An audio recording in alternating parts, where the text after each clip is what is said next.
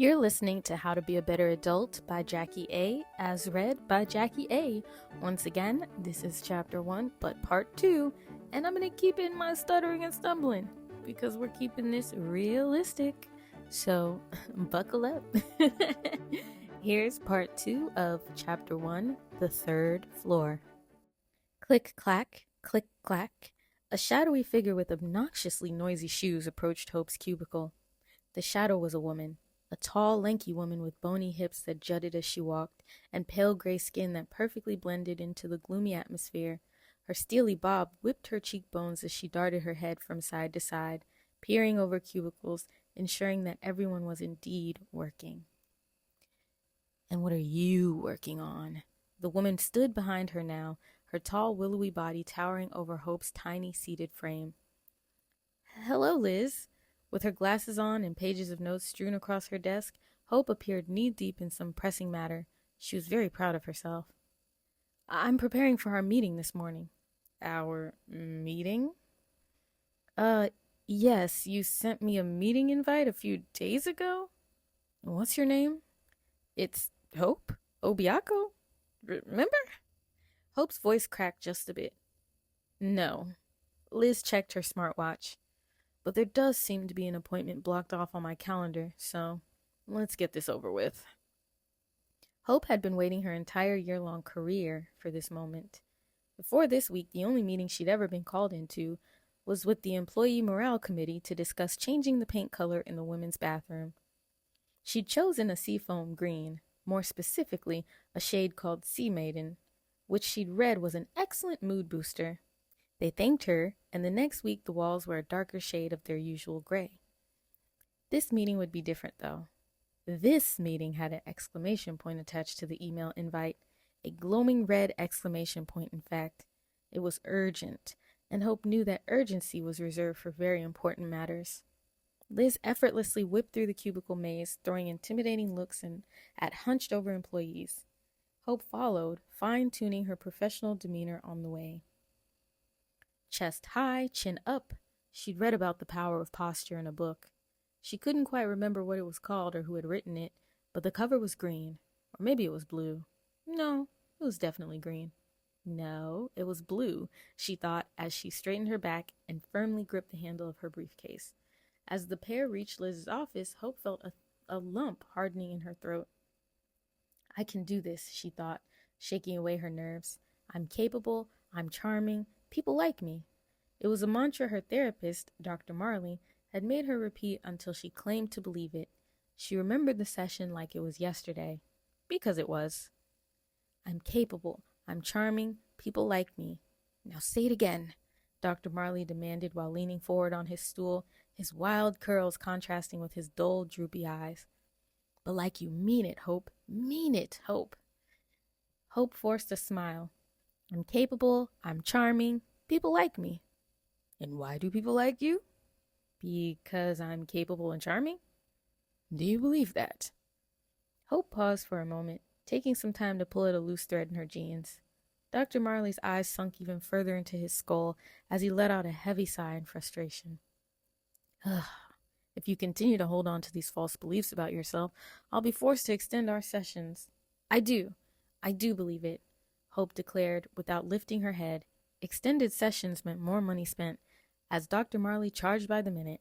A smile crept across Dr. Marley's face, lifting the heavy bags that hung from his eyes. "I believe it, Dr. Marley." Hope nodded her head with conviction. Of course she didn't believe it, but at least the lie made him happy. No sense in both of them being miserable, really. "I'm capable, I'm charming, people like me." 7 mantras later, Hope found herself standing in Liz's office for the first time in a year.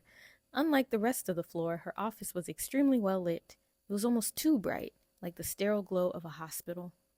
Liz slid behind her tall alabaster desk, which towered over a tiny black chair. "Have a seat," she insisted, motioning towards the chair, "while I figure out why you're here."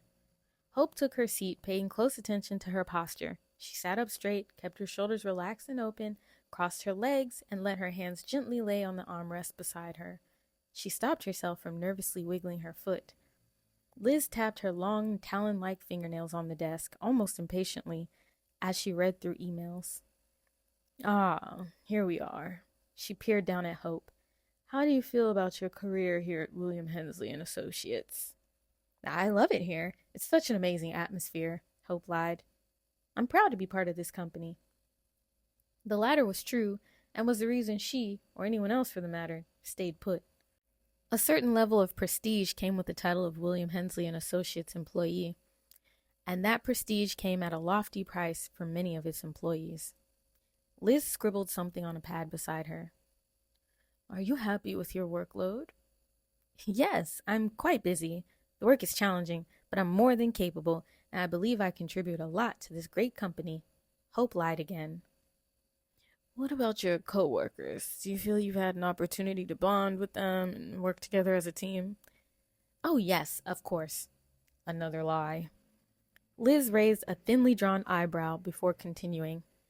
I'm told you've been a great addition to the William Hensley team, especially here on the third floor. She sounded rehearsed, like she was reading a script for a play she didn't want to be in. Hope brushed away her tone. She was getting the pat on the back she'd always wanted, and it felt odd but also oh so satisfying. Well, thanks. It's the least I can do. It's the least you can do? Liz's eyebrow shot up, and her eyes squinted into scary slits. No, Hope stuttered. I definitely do my best. She was shaken up and could feel her confidence cracking. I was only joking. Liz scribbled another note on the pad. I don't remember hiring a comedian. And with that, Hope's confidence shattered. Heat rushed to her cheeks and ears. A familiar feeling crept up from the pit of her stomach to her chest. She did her best to suppress it. With that being said, you're being reassigned, Liz continued. Reassigned? Hope wasn't quite sure what she'd been assigned to in the first place. She wasn't on a team or part of any real projects. Her only job duty was wrangling unruly customers into submission via long, drawn-out, and often uncomfortable phone calls. Once they were taken care of, her coworkers could execute projects without a demanding client puffing their hot, overly demanding breath down their necks. Mr. Hensley met with all 8 floor managers about morale and employee happiness. Liz rolled her eyes and swatted her hand at her words like they were annoyingly buzzing in her face. The result of that meeting was a restructuring of the company. And the result of that restructuring is apparently new work for you. Wow, that's so exciting. Thanks for the opportunity. Well, it's the least we could do. Liz's words dripped with sarcasm. Hope shrank into her chair and held back tears. She continued. You'll get a debriefing in your inbox by tomorrow morning, 9 o'clock. You'll have 3 business days after that before we expect results. She held up 3 long bony fingers for emphasis. 3 days? Is that a problem? Oh, no, it's just so much time, that's all. I see. Then you have 2 days. Liz scribbled another note before swiveling her chair around. You can leave now. As Hope returned to her cubicle, a swarm of emotions buzzed around her head, leaving her confused as to which feelings she should actually feel. After wrestling between embarrassment and anxiousness, she settled on hesitant optimism. The meeting went horribly, and she resolved to sulk about that later, maybe after dinner. But the new assignment seemed promising. After all, a new opportunity meant new ways to prove herself to be a valuable employee. She took mental note to share the good news with Dr. Marley. Hopefully, a restructuring includes opening the windows a smidge, Hope thought. Because of the lack of light, her typically deep brown skin was now more of a color of lightly toasted bread, and she'd recently learned from her physician that she was vitamin D deficient. At the end of her workday, precisely at 8 p.m., Hope quietly packed up her belongings, her cell phone, purse, and a granola bar she'd stuffed into her desk drawer as a midday snack. Then she made her way to the nearest bus stop. She didn't have a car. Between paying rent, therapist fees, and student loans, she just couldn't afford one. She didn't mind her evening bus rides, though, as they gave her time to wind down and shut off her brain for the day. No corporate speak, no jargon, no watching her body language. When the bus arrived, she excitedly hopped on, sunk deep into the ripped leather seats, and sighed blissfully. While waiting for the bus to start its journey, she looked up at her place of work, William Hensley and Associates. The most prestigious advertising agency in the South had a headquarters almost as impressive as its reputation. The massive glass building lit up at night, glowing purple, then green, then an ominous red, and back again. It was almost hypnotic. The bus engine sputtered, pulling Hope out of her trance. As she rode, she watched the landscape morph from skyscraping office buildings and high-rises to small, compact condos and run-down apartment complexes. She was finally home. Hope lived in what was advertised as a quaint one-bedroom condo in a charming neighborhood, which is a fancy way of saying shithole. Excuse the language, but sometimes only vulgarities will do.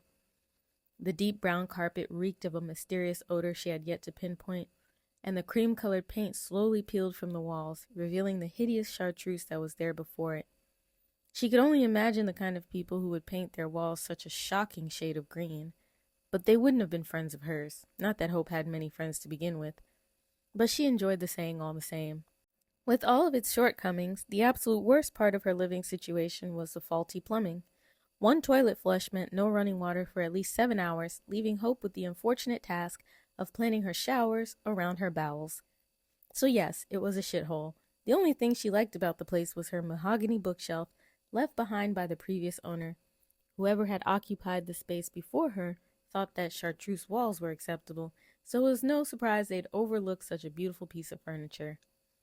The bookshelf was tall and sturdy, with intricate designs etched into its sides and across its top. Hope could tell it was made with the same kind of gentle patience you'd only possess if you were in love. She imagined its creator had fallen head over heels for an avid book collector, and the bookshelf was his way of saying, "I'm madly in love with you. Stay with me forever." She must have accepted, placing her most prized possessions within his symbol of love. Now the bookshelf housed Hope's most prized possessions, her 280-book collection. Hope plucked a faded orange book from the bookshelf and plopped down on her corduroy pull-out couch, which was also her bed. One glance at the massive pile of dishes in her sink was enough to convince her that cooking could wait until the next day. Instead, she tore open a granola bar and nibbled on it, imagining it was something else, something meatier, like roast beef or chicken. She turned to chapter 5 of her orange book. The chapter heading read, "How to be likable." This was becoming a habit of Hope's, as she would turn to this chapter whenever she had a particularly tough day at work. These kinds of days were becoming more and more prevalent. Of course, the work itself was never really stressful. She hardly had anything to do. Rather, it was the people that put her on edge. Hope's best friend Amber had once explained that people were like books. "You're supposed to read them and analyze what they say," she said. "But also read between the lines. Read the space around their words. Read their body language." Hope would nod her head and say things like, "That's true," and "You're right, Amber," but she was wrong. Books were comforting. They were an escape, and they were up to the reader's interpretation. People weren't like books, but Hope knew books could help her understand people. The book she was currently reading was written by J.J. Martinez. The cover had long faded, but she remembered it started with a D, or maybe it was a B. Either way, the entire book was about starting your own business, something Hope wasn't too excited about. But chapter 5, she needed chapter 5. Being likable is every person's desire, isn't it? We're all hungry to be loved, adored, and treated with respect. When people like you, they treat you with care, and, most importantly, they want to help you achieve success. While everyone wants to be likable, very few can do all it takes to be, and even fewer can keep it up. What can I say? People are fickle. Hope nodded her head in agreement as she read. People are fickle, she thought. She continued reading, taking in his advice to be funnier, more charming, and dominating the conversation, while also centering the other person. It wasn't until she reached page 57 that she came across a line that made her pause. "Hope, you poor excuse of an adult, spending your days prancing around pretending and spending your nights mending your sad, sullen ego. You probably haven't done your dishes, have you?" She snapped the book shut. Those words weren't there before. She flipped back to page 57. The passage was gone, but it didn't matter. Whether the words were there or not, they rocked her to her core. And that's what bothered her the most. Hope shut the orange book and slid it back on the shelf. She'd suspected that her ability to adult wasn't on par with her peers, and she'd resolved to do better.